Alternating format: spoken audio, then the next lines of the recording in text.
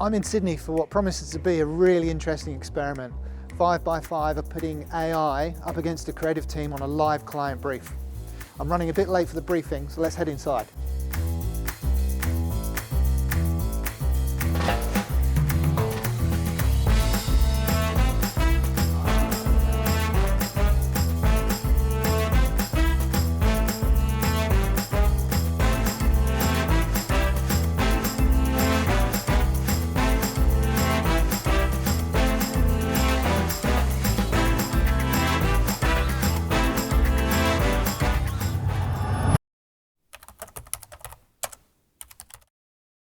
Carbiz will deliver a replacement car like yours within 60 to 90 minutes of your accident being reported, and they'll cover the cost of that from the at-fault driver's insurance.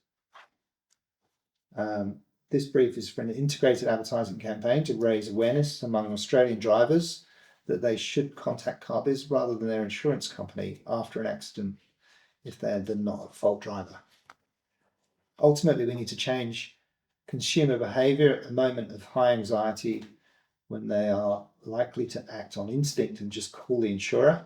It's what we're kind of trained to do. The insurer is considered a trusted pillar of support, and it's the right thing to do. That's what you're supposed to do, you know.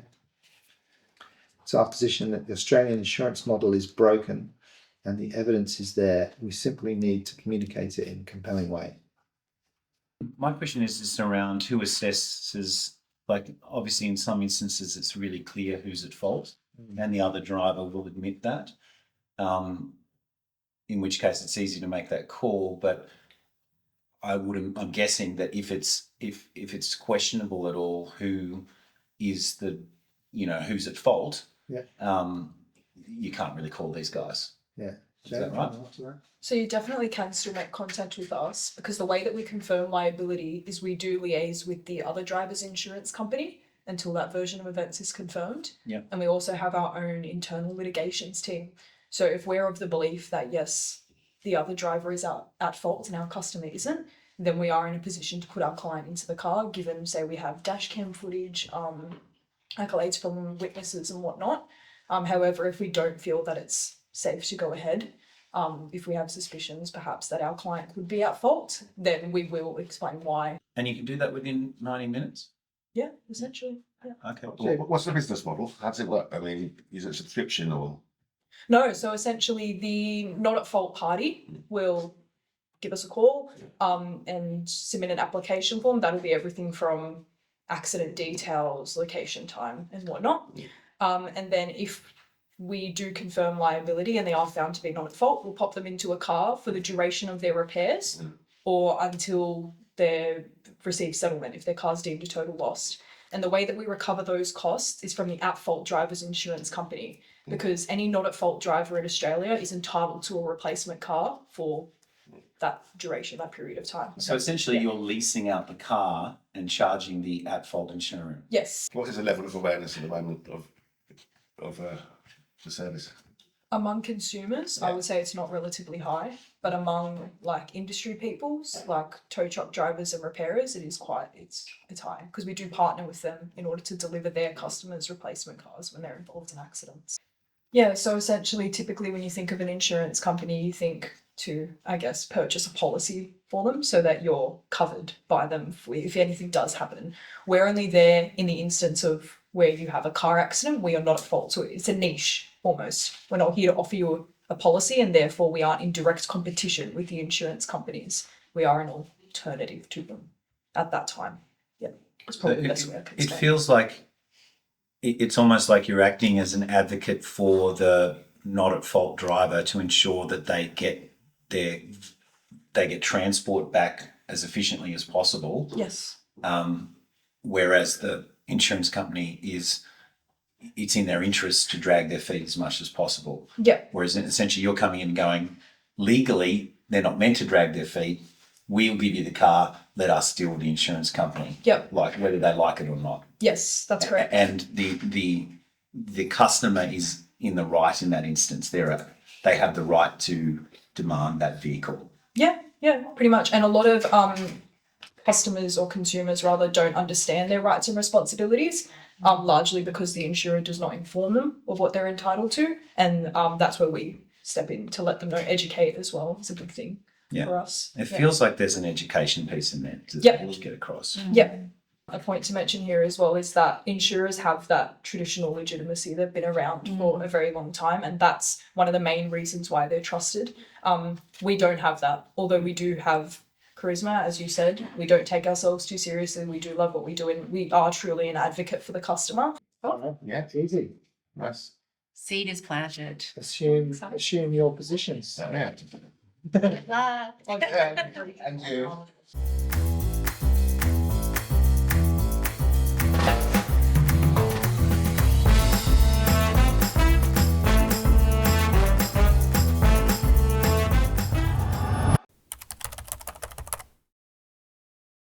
Explain perhaps first of all the tech that you're using. Okay.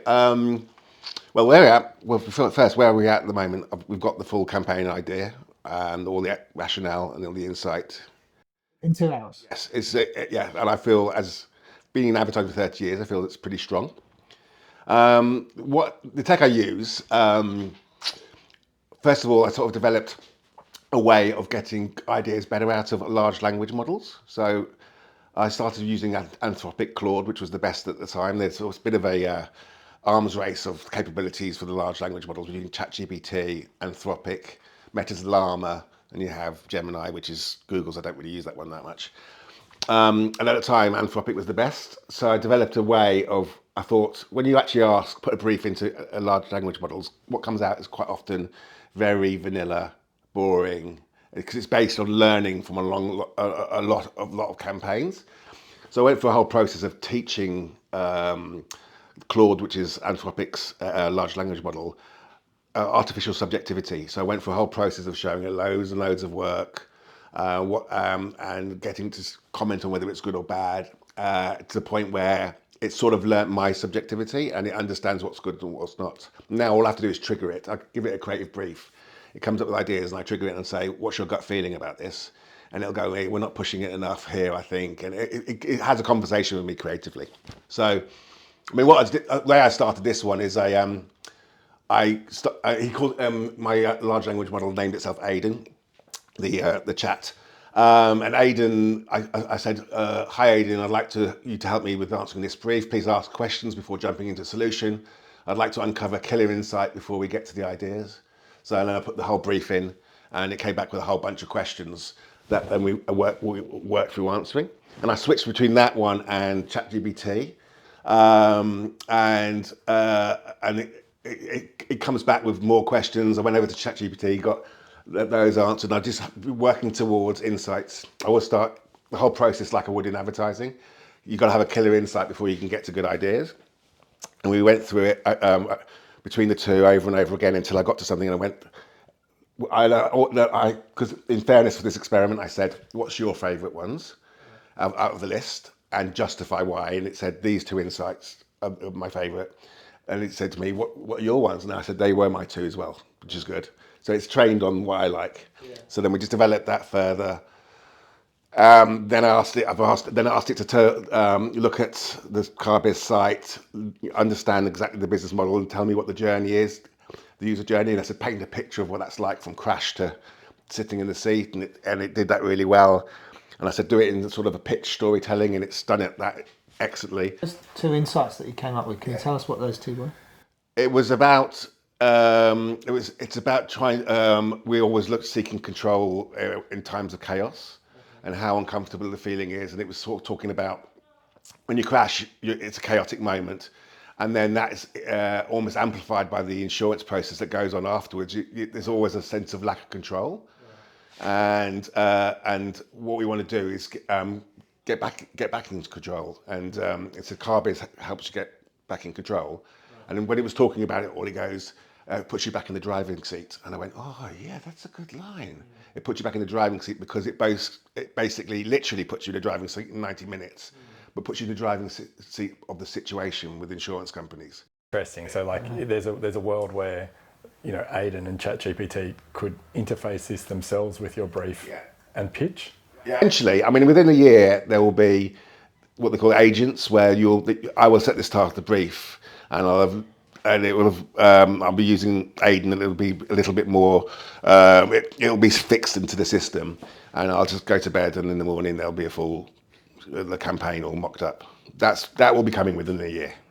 Like, so I'm interested in what outputs it has with that, because I actually think that for one point that insurers are actually a really good utility in the market. They're a necessity, but maybe the model's broken, and so how does having someone independent make that model better? Yeah, absolutely. I mean, I think absolutely we need the insurance, but we don't always want to. You don't want to deal with all the stresses of it. I think is a fine way of looking at it. Well, the Royal Commission thing that was brought up is really interesting, and when they talk about the moment that you need them, one thing that our analysis shows is there's always 5-star reviews at the beginning when you save money on your policy, but then when you go to the public review things, there's obviously very low review score when it comes to the actual claims. And so I think that what the model's already captured is that moment where you feel let down, where you're vulnerable, you don't know what to do. There is an asymmetry of information, and the one source that you're hoping will support you, in some cases may let you down, or you may feel let down. Yeah, the unsettling. This is not just the crash; it's the whole process afterwards is unsettling and uncomfortable. And you're looking for an insight that Carbiz can be the solution to. Yeah, nice. Cool. Very cool. We'll let them get on with the images, shall we? Yeah, 100%. You've been going just over 2 hours. Yep. It's not very long, obviously, but how's it been?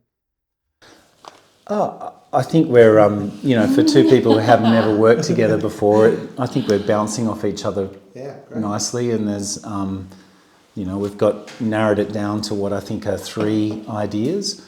No, well, I mean, obviously, what Carbiz want people to do is to call them first before they call in your insurer. If they call their insurer, the insurer is not going to go, oh, you should call Carbiz. Yeah. It's not going to happen, right? Because they want to be able to move at their own glacial pace and assess, whether or not this person is going to get a car. Do they have it in their, they may not have the same fleet that you guys have.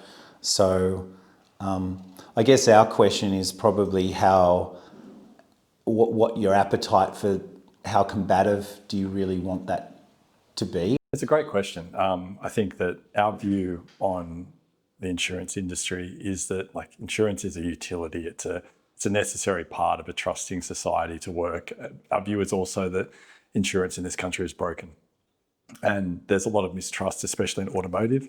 People don't really understand repairs or insurance. And so, there's an asymmetry of information, and the 3 parties, the consumer, the insurer, and the repairer, there's a lack of trust between all 3 of them. Because Carbiz doesn't underwrite the risk or make the claim or repair the car, we can truly be independent, and we offer more of a customer advocacy that does provide a rental car. And so I would say that we would never want to be combative, but we would be assertive, would be the word I would use. So we would back our customers all the way if insurers weren't going to pay them, and handle everything for them. So 92% of them go smoothly. Some of them there's some friction, but if the insurers kicked up a fuss, we would take the insurer to court on the customer's behalf at no cost to them if needed to be. We've done that a lot of times, and we've never lost. Yeah. Okay, I mean, that's a great start. Yeah, that's good to go. The other question is, what do you find Carbiz's biggest brand barrier in market is at the moment? The non-discretionary nature of it. The fact that you speak to people, are you going to have an accident in the next 12 months? People are generally like, no, I hope not. Yeah. So it's not something they want to think about. And so if you're going to have it every 6 years, what's going to keep that front of mind for you? Yeah, okay. It feels like very much a behaviour change thing, in the sense that people's inbuilt instinct is to call their insurance company. There's a degree of, I guess, your service is high, your offering is highly functional, in the sense of sort of this is, if you have a crash, call these guys and you'll get a car within an hour or so and be back on the road. That's a highly functional offering. So Emma and I are trying to now dress that in a way is going to matter to people personally. I guess if there's a collective kind of wrapping we can put it in, is the fact that it's people as jack shit of insurance companies dragging their feet, and so you guys are offering a solution which is actually it's a good thing for people in general to know that. So that's the education piece that you're offering. It's the we've got your back kind of thing. You know, we'll get you on the road. Let us handle the stuff to do with the insurance company and the at fault driver. So that feels to me like that's the challenge for us, is sort of like, how do we balance all those things, plus tell them what they need to do, bring it to life visually. And so that's what we're panicking to kind of fit that all in the next. How long have we got? Only about 4 hours. How are you guys feeling? Nervous. Yeah. Does it show? Yeah.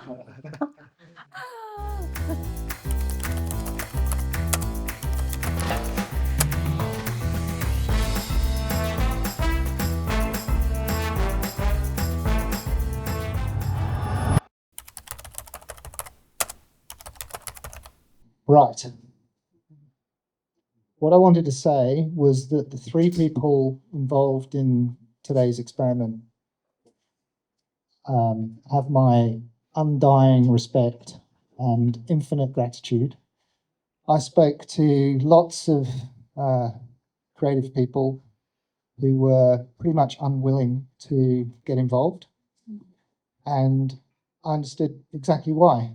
It's absolutely terrifying prospect to get briefed at 8:30 in the morning and then at 4:30 in the afternoon be expected to present to a group of people who are all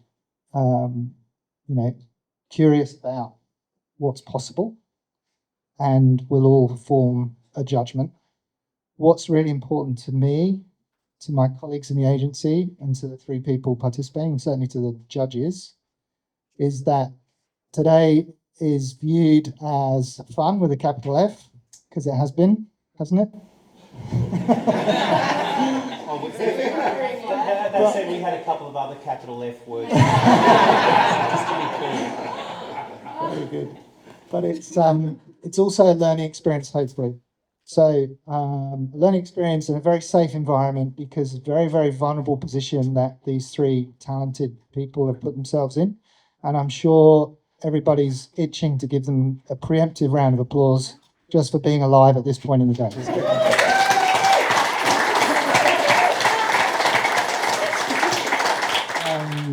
Tell me what your experience of AI is in your professional role within marketing departments. How are you seeing it? How are you seeing it used?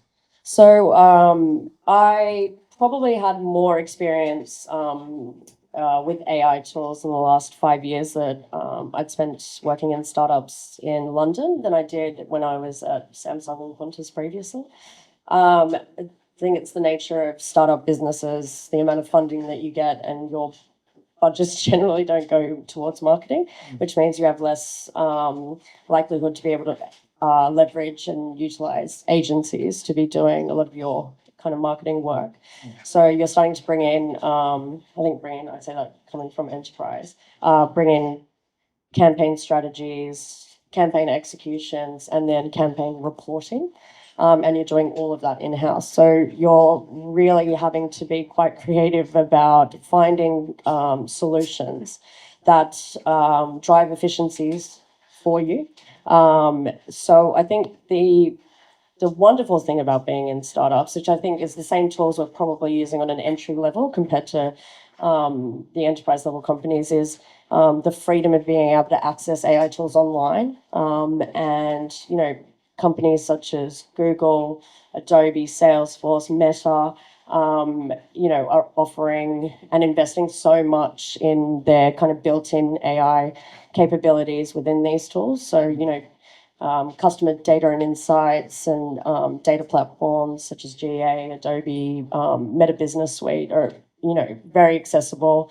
And the nice thing is you're able to, automate a lot of that work using AI tools. But I think the most interesting thing out of the last 5 years is how you can now leverage the more predictive analysis that's coming through and being able to automate your campaigns a lot more freely doing that. So tell us as much as you're able to about Meta's ambitions in AI. How long have you got? Let me maybe what I'll do is just give you a couple of navigation points around that. I think probably at the broad, very high level end of that, we're obviously working on advanced machine intelligence, or whatever you want to call that sort of upper echelon of work. Particularly the FAIR research teams are working a lot in that area. There's a lot of things to be solved and a lot of things to do, from working out reasoning and planning to better communication to different model architectures that are probably quite different from what you see with LLMs or diffusion models today. There's a whole lot of work in the long-term time frame there. And then, right down at the sort of operational level in marketing today, we've got a whole suite of tools that we call Advantage. You mentioned prediction. We're sort of able to do now predictive media delivery and planning so that the right customer gets the right ad at the right time as they're about to buy, on a whole series of multidimensional variables that is performing, better than the deterministic models were a couple of years ago. So that's super interesting. And I think, Ed, you mentioned earlier on, we were talking about, those models are very hungry for ideas and very hungry for creative, because a lot of the material that goes into them wears out quite quickly, not because of the platforms, but just because of the rate at which people consume media these days. The other reference point I'll leave you with is, agents and customer service. You should, expect to see us thinking about and working on and dropping tools to allow every business in the world to have their own customer service team based on artificial intelligence type tools over the next year or two. Okay. Lots of stuff. Very exciting time to be around. Yeah, definitely. Bettina, you're a senior creative, worked in agencies for a few years. Tell us a little bit about how you see creatives in agencies working with AI at the moment. Is it sporadic? Is it? It is. It's definitely on a brief basis. I mean, for me personally, I'm still finding it that the information and learnings from previous campaigns and things like that aren't yet, for me, starting to trickle down through the brief. So I still work really quite traditionally, although I have started to, as I'm an art director, and I have started to use it in terms of retouching and things like that. Storyboarding as well. A little bit of storyboarding, which I used to kind of do. There are tools like Photoshop's pretty good for that sort of thing, to turn photographs into drawings, and a lot of it's cost cutting, saving money. When you haven't got a budget for those sorts of things, but look, it's definitely something I'm excited about, and I think once sort of marketers start to sort of invest more in AI, I'm sure it will start to definitely be a more valuable tool than it is for me right now. Particularly learning, like when you're working on a brand that's very well established, and that sort of deep learning that can come from what components are working, what aren't, and being able to move forward with more knowledge and more understanding of what's working and what's not, and you're just a bit more geared up for success. I don't think it's going to steal my job just yet. But I'd hate to see it end up in a position where creative people sort of become more a curator and an idea generator, because that would be I think that human spark, that little bit of human magic, is still crucial to make great campaigns. Matt is the first creative agency we've used. We're a relatively young company. We've been around for about 5 years. And so we've gone from a startup to now a scale up with about 250 people across Australia. Carbiz is about keeping life moving at its core. It started with accident replacement vehicles. So if you're not at fault in an accident, acting as a customer advocate, providing a motor car similar to your own until yours is repaired. And we've also moved into warranty work with manufacturers around the country recently. And it's good to be here talking about AI, talking about marketing, seeing what's going on. Yeah. So you gave us, in fact, it was your very talented colleague Jade who was with me this morning giving the brief at 8:30. Tell us about the brief. What it was for an integrated campaign, but tell us a bit more about the target audience, perhaps, and the main kind of challenge that you're looking to overcome. Yeah, so I think one of the things that both the teams, regardless of whether it's 7 hours or 7 weeks, have to overcome with a brand like Carbiz as opposed to an FMCG or a SaaS brand that everyone understands is that we're kind of a SADMIN. We're a service that you only need if you've been not at fault in an accident, which you don't want to be in. You can't pre-purchase it. It's no cost to the customer. So it's how do you target a person who on average only gets into an accident every 6 years and be front of mind? Without talking about the service itself. So that was great. We came to with Matt and the brief by Jade was we're an insurance challenger. We're not an insurance company. We don't underwrite risk. We don't repair cars and we don't make the claims ourselves. But we offer an alternative or an advocacy for customers to come through. And so how can we challenge the big insurers who put up their 5-star reviews that happen at the time of purchasing, but then fall short at the time of claims? And they do so much good work. They've got so much money. They've got so much sponsorship. So what I always think about is how do we piggyback on that creative, on that talent, on that thinking to change the perception of those people that don't want their insurer to handle their claim end to end and understand a service like Carbiz. So the heart of this brief was really trying to encourage a behaviour change as well, right? So in the event of an accident, what Carbiz are pushing for is for that not at fault driver to contact you first rather than their insurance company, right? Correct. That's quite an embedded behaviour, so quite a sizable challenge, and as you've already said, fairly complex brief, not like we're selling chocolate bars or anything. So definitely a big test for the creatives and a big test for the AI. Natalia, what are you expecting to kind of see from these two presentations? I'd like to see something completely different. Sorry, I don't think it makes a difference. Yeah. I'd like to see something completely different. I think the biggest thing that I was thinking about over the last couple of days is this idea that, people many, many centuries ago were painting landscapes and portraits, and then photography came in, but we still have artists.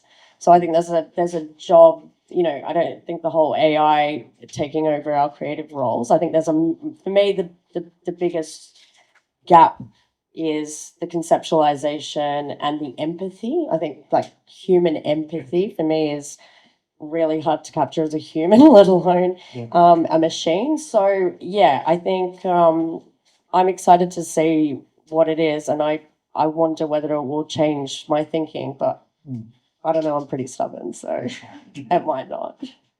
Cool. But Jason, same question to you. Are you sort of expecting certain differences in the way these two teams have been able to respond today? I mean, I don't know all of you, so I don't know really. I don't know. I'm very open-minded about it. No expectations. Often, sure, you go back to the earlier diffusion models, and it's pretty easy to tell the difference between synthetic and not synthetic images. I've seen stuff recently in synthetic photography and synthetic creators. I saw this really interesting platform called Ophelia last week, where that does, whole kind of script generation.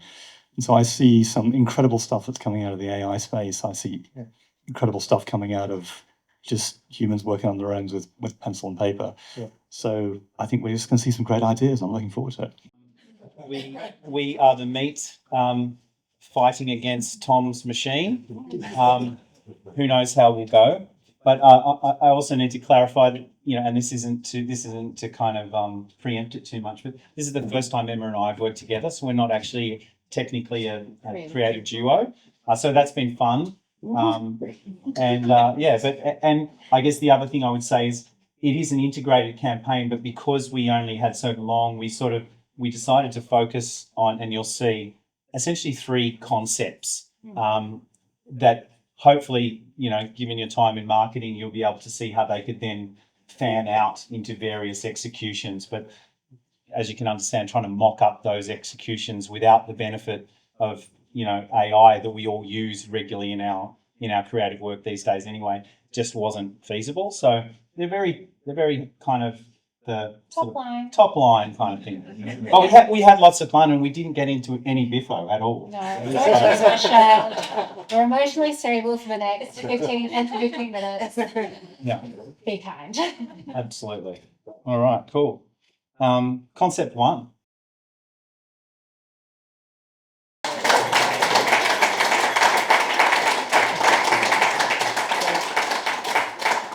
So, yes, should we move on? Let's. Cool. So we're tag teaming insights and ideas here. So the insight, we know that most people, David was quite clear, the thing which we found most interesting is that in terms of the consumer insight is that most people don't realise that you are entitled legally to a replacement vehicle if you're the not at fault driver. In other words, a lot of people just don't know they have a backup. And yet, which is funny when you think about it, because consciously or subconsciously, a lot of us are wise enough to always keep a backup option in reserve for virtually every other aspect of our lives. Yeah, for sure. So this particular idea, we are speaking to, and also just like celebrating, I think, the backup plans that we have in our lives, which is why we did call it our "We've Got Your Back," we're your backup plans. That is straight off the bat, like from the meals you've got in the freezer, saved from for your 13-hour days. When you have your deadbeat boy, but then you're actually replacing him with like a smut novel. You're ready, and you're ready to pivot. It's an insight into Emma's love life. No, guys. no. Don't mail it to me, and I was like, last week. So it's resonating already. That's Yeah, wonderful, right? tick. But I think at the end of it, it very much is Carbiz really replacing and taking away the stresses that you associate when you go into a car crash with the good, with our good, with our positives, with our wins. And so for us, the little wins in our little lives is Am I on the what, right one? yeah, you're on the right one. Sorry, guys, we haven't rehearsed this. Is really trying to reiterate that feeling and that emotion of we're taking away the negative and we're going to replace it with the sunset. Cool. So we have a little script. So we kind of open. I should mention our target audience is mainly skews younger and it skews female. So you'll see a lot of our characters are younger females. So we open on this gaggle of young women. They're walking down a nighttime street, clearly out to paint the town red. They stop outside the entrance to a club. The cranky bouncer shakes his head. And we hear this kind of young woman's voice roll in, and she's sort of saying, "What's your backup?" One girl, our hero, she shrugs, lifts her smartphone, and instantly swipes, and instantaneously the entire gang are transported to this wild house party. Music cranking, they're dancing, it's all good. Backup venue. We cut to an office, and the same young woman is staring wistfully at her computer, bored. She raises her smartphone, swipes, and once again she's transported to her own business, a beautifully independent floristry where she's arranging a bouquet. Backup career. We cut to a grocery store, and the same young woman is looking at an extravagant, difficult dinner recipe on her smartphone. She sighs, swipes again, and now she's on a couch eating takeaway noodles in front of the TV. Backup dinner plans. She glances over at her boyfriend. He's this dishevelled looking bloke with a neck beard, playing computer games in his tracksuit pants. He's ignoring her. She raises her smartphone again and swipe. The boyfriend disappears and is replaced instantly by this redonkulously handsome Mills and Boon-esque romantic hero. Long hair, Yep. swiftly. Passing her a glass of wine. Backup boyfriend. We cut to a street, and the same young woman is stepping out of her car, which has clearly just been crashed into by another vehicle. And she lifts her smartphone, and we see her calling Carbiz. It's saved in her contacts, Carbiz.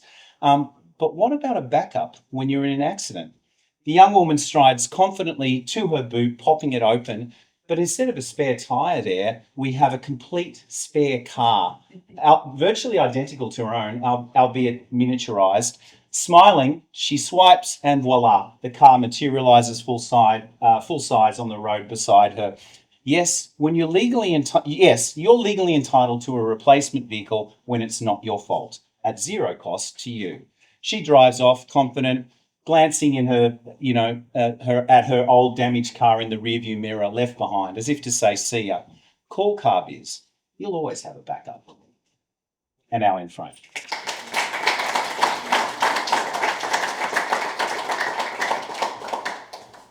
Yeah.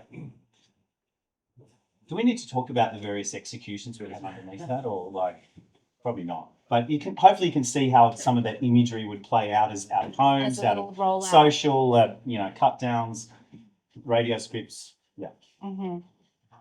I'm just mindful of time. But for insight number 3, we really wanted to dive a little bit more into those life hacks. Speaking of those, like that little album that you've got saved with all of those life hacks that are time saving, money saving, meal prep saving, totally froth on that. I think what we realized is actually learning that you are entitled to a replacement vehicle in an accident at no extra cost when you're not at fault and it's there within 90 minutes. I mean, I do feel like that is a life hack that people should know a little bit more of. And as soon as they do, they would share that. Yeah, cool. So what if we could present, the idea here is what if we could present Carbiz offering as one of those aforementioned life hacks that you wish you'd known a little bit earlier in order to save a whole swag of undue stress. And at the same time, show how quickly, like really demonstrate how quickly Carbiz can supply you with a new vehicle. Because, 60 to 90 minutes is pretty fast considering all the kind of things they have to weigh up. So it's the sort of information you wish perhaps your future self might have, relayed to you a little earlier. If only they could have. Your future you will thank you. So the idea in the script. So again, we open with a crunch moment, a young woman in a car. She's clearly just been rear-ended by a delivery truck from behind. There's a moment of comedic kind of horror on her face as she sort of white knuckles the steering wheel. Wincing, she slowly turns around to look over her shoulder, but she doesn't get that far because immediately another car has pulled up alongside her and the driver sort of leans out the window with a wink. And the girl gapes like full goldfish mode. And that's because the person behind the wheel appears to be her. It's her doppelganger. And she's driving a car which is almost, but not quite, identical to her own, but obviously not damaged. And she's like, "Are you me?" "No, I'm you." "Well, future you." "But that's not my car." But it's almost the same. See, if you're in an accident and it's not your fault, did you know you're meant to get a replacement vehicle as good or better than your own car at no cost to you? But how? Just call Carbiz first, not your insurance company. They'll have it here in no time. Carbiz. It's in your phone already, silly. I saved it. And the first version of the goal raises her smartphone in slow wonder or horror. And sure enough, there's the Carbiz number already saved in her contacts. And she dials as the second girl pulls away. "See you in a bit." "Or me. Just be gentle with her, okay?" And that girl eyes goggle, she gulps and nods, and we cue our brand logo and website. Carbiz, your future, you will thank you.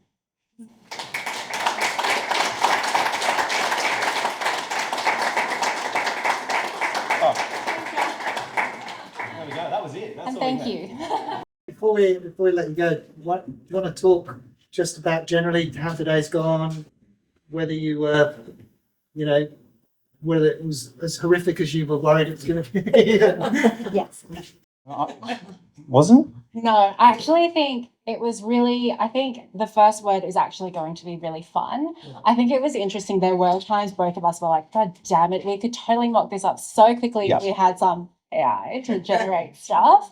But it didn't necessarily mean that we wanted the concepts, like we weren't reaching for AI in times of concepts. We weren't reaching for it when we were like little like nuances with, the smart novel and the deadbeat boyfriend type vibes. Like we were probably creatively just bouncing off one another, and it's cool. Yeah, We met like 8 hours ago. Yeah, it's because when you and Bettina will probably agree with this, is like when you're working on these campaigns, we found hardest was having to literally abandon craft because when you normally you spend hours on mocking things up and even if you are using AI like Midjourney or Runway to kind of bring things to life, there's an attention to detail because you have to not only hit all the points for the brand, but you've also got to make sure that it looks aesthetic, it looks beautiful, you've got a beautiful deck. And we were a bit embarrassed about our deck, obviously. So that was the hard thing to kind of overcome. And so, and again, normally you'd have every iteration underneath, you'd show, okay, here's a radio script and here's how it would look in social with mock-ups, and here's an out of home, and oh, look, we're going to have it by the train station, and this one's going to be, there's a lot of that kind of stuff that we wished we could have put in, but we had 7 hours, and and probably a third of that or more was like actually just narrowing down the ideas that we thought answered the brief closest. David, you've got Mike there. Do you want to just few comments? Incredible. I think that, speaking about having a month and thinking about how long Jade and I have worked with the brand, I'd happily replace ourselves with you two. At least me, Jade's actually pretty good. Don't worry, mate, AI is going to do that soon. That's a hard act to follow. That was some excellent scripts there, and I've actually been rooting for the creatives because I honestly do love a good script, and a good creative is essential. And hopefully will prove that humans are as well. This is a creative response from Aidan. Aidan is a creative chat that I trained using Claude on Anthropic to be a little bit better at creativity. Basically, it's 190 pages of conversation that I use each time and I show him loads and loads of work, good and bad. I say him, it's it, across a large period of time for it to get a better idea of what's good and what's bad. Didn't go down the comedy route because quite often AI is not that good at comedy, but I'll just read Aidan's words rather than pitch it, because this is all about Aidan, not me. Okay, picture this. You're driving along when bang, a crash. Your heart races, your mind spins. You're okay, but everything else is chaos. You call your insurer hoping for help, but instead you plunge into a tangle of red tape, endless hold music, automated prompts and hoops to jump through. They eventually pass you off to a repair centre that fills you with more suspicion than reassurance. Every interaction piles on the confusion. You're stuck repeating your story, drowning in paperwork and lost in red tape, feeling like you're just another number. Your car is damaged, your plans are on hold, and the repair centre's vague promises only fuel your doubts. The crash was bad enough, but now you're battling a system designed to test your patience, making you question if anyone's truly on your side.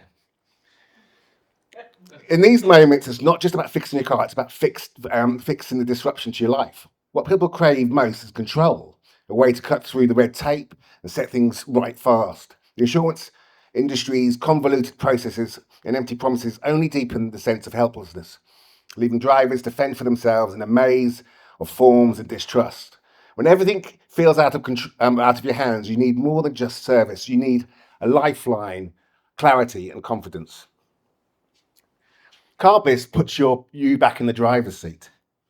It's not just a catchy phrase, it's a promise that resonates on a deeply emotional level. Carbiz doesn't just offer a replacement car, it offers a return to normalcy, handling the hard stuff so you don't have to. It takes the ambiguity out of a stressful time.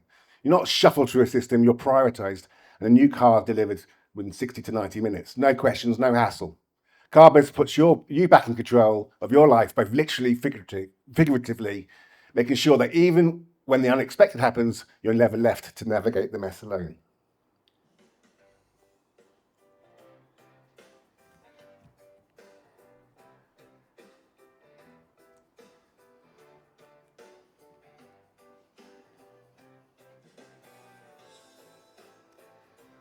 So just a simple thought, but it's about regaining control. But it could be so much more than that. So when I pushed Aidan to get past that, I wanted to think about how we take ambiguity out of journeys. How can we be a champion of the journey?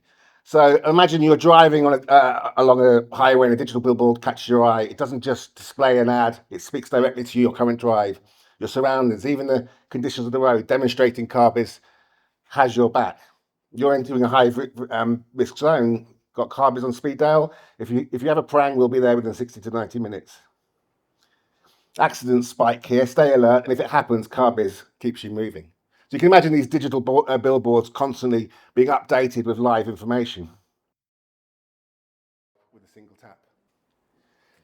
And then using data again, I mean, basically on Meta and other platforms, but Meta, I used to work there once upon a time.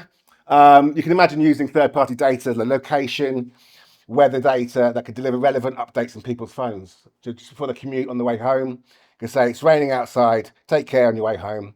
And say Melbourne CBD, 1637. So you can imagine these coming every day, and the way before you go home, you're looking at your phone, you're getting an update on the weather or the driving conditions, and it's brought to you by Carbiz. Now, these can be ultra personal to everybody around the country, so we can make sure that we're delivering enormous amounts of creativity, to, executions to people at the right moment at the right time. My company sort of got a tool, I won't go into it now, but basically it allows us to build these templates and then have feeds directly in from all around the country, from the weather data, from the your location data, and create assets in real time that can then be delivered to the platforms, so people are getting relevant ads every day at the right time. Yeah, so we've got a TV script here. A visual, a driver, this is all Aidan's work. It's not as good as their scripts, I'm sure. A driver sits in their car, visibly frustrated and tangled in layers of red tape. The dashboard displays a spinning on hold message with insurance company branding subtly in the background. The driver struggles to move, but is stuck, trapped by the tape. So one idea, sort of executed across, it's very much sort of database, because it likes to look at data and work out ways to deliver personalization at scale. The brief did talk about young women, but hopefully, if we get the message right, and we feed the platforms with enough variation, you don't just get young women, you get everybody who's driving gets a relevant message. And that's it from Aidan.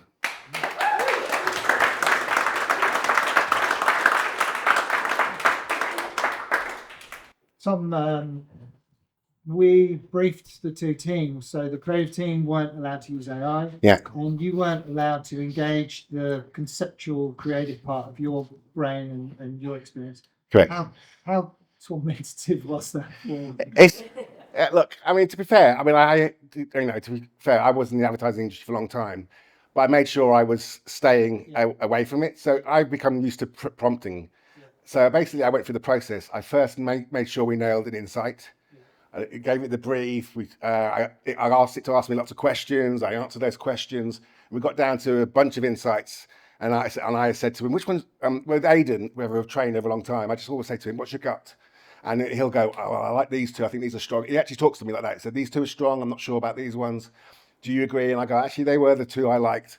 Let's work them up. And we just work on it together and have a conversation all the way through. But I'm only ever responding to what he's put in front of me. Okay. Yeah. Yeah, I think that sort of rigor has helped make this experiment what it is. Yeah. So thank you for that. Yeah. It was fun, but also stressful. I mean, I believe that creativity is best run by humans, but empowered by machines for the time being. And I think now a lot of the creative industry are wary of it because they think it's going to steal their jobs. I just think it will make us much, much more powerful. So I think, yeah, it's a great, fun experience. I'd like to have more time to mock things up, because it's quite frustrating trying to get videos out of it that haven't got hands with 8 fingers and things like that still. But you can, with time, I still think you can get to an answer 4 or 5 times faster and save time mocking things up. But also, I find with Aidan, which I've trained now to do this, question me, it changes my behaviours from, we never started with a script. We got to a point where we're talking about data and how can we be more useful as a brand to people, to drivers. And it did say some things that made me go, oh, that's quite interesting. Let's go down this route. I think it's a good way of actually stretching your brain into different directions sometimes.